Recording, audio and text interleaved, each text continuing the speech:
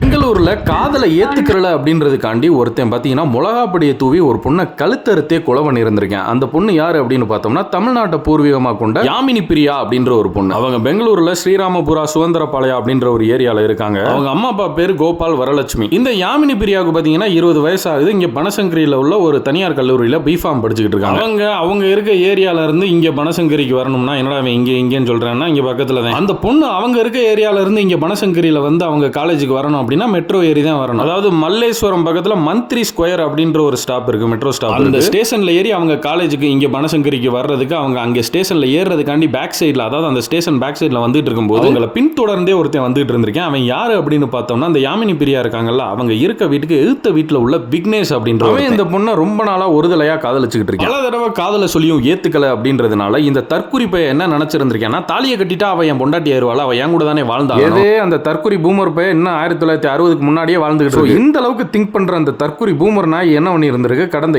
April மாசம் ஒரு கரக திருவிழா நடந்திருக்கு அந்த ஏரியா. அந்த திருவிழா அப்ப திருட்டுத்தனமா போய் அந்த பொண்ணுக்கு வலுக்கட்டாயமா பாத்தீங்கன்னா தாலியை கட்டி இருந்திருக்கு. அப்படி கட்டுனதும் யாமினி பிரியா ஐயோ தாலியை கட்டிட்டானே என்ன பண்றது அப்படிலாம் பதட்டப்படாம டக்குன்னு அந்த கயத்தை அறுத்து மூஞ்சில எரிஞ்சிட்டு போலீஸ்ல கம்ப்ளைண்ட் கொடுத்துருச்சு. இந்த கிறுக்கு பையிலையும் போலீஸ் கைது பண்ணி கூட்டு போய் நல்லா 4 இருக்கு இந்த மாதிரி வார்னிங் கொடுத்து அனுப்பி விட்டுருந்திருக்கு. அந்த கோவத்துல அவனோட காதலையும் ஏத்துக்கல, அவன் கட்டின தாலியும் மூஞ்சில அறுத்து வீசி எரிஞ்சு போலீஸ்ல மாட்டி கொடுத்து ஊமை குத்து வாங்கி கொடுத்துருச்சு அப்படின்ற கோவத்துல அந்த பொண்ணு காலேஜுக்கு வர நேரம், அதாவது அந்த மல்லேஸ்வரம் ஸ்டேஷன்ல ஏற போவாங்கன்னு சொன்னேன்ல, அதுக்கு பேக் சைடுல அந்த பொண்ணு நடந்து போயிட்டு இருக்கும்போது இவன் போய் மிளகாப்பொடி அந்த பொண்ணு மூஞ்சில தூவி அந்த பொண்ணோட கழுத்தை அறுத்து கொண்டிருக்கு. இந்த மாதிரி கேப் மாதிரி பேப்பரா மிளகாப்பொடியை தூக்கி தரதே வேலையா வச்சிருப்பாங்க. கர்நாடகா போலீஸ் அந்த விக்னேஷ் அப்படின்ற ஒரு கொடூரமான கொலைகாரனை அரெஸ்ட் பண்ணியிருக்காங்க.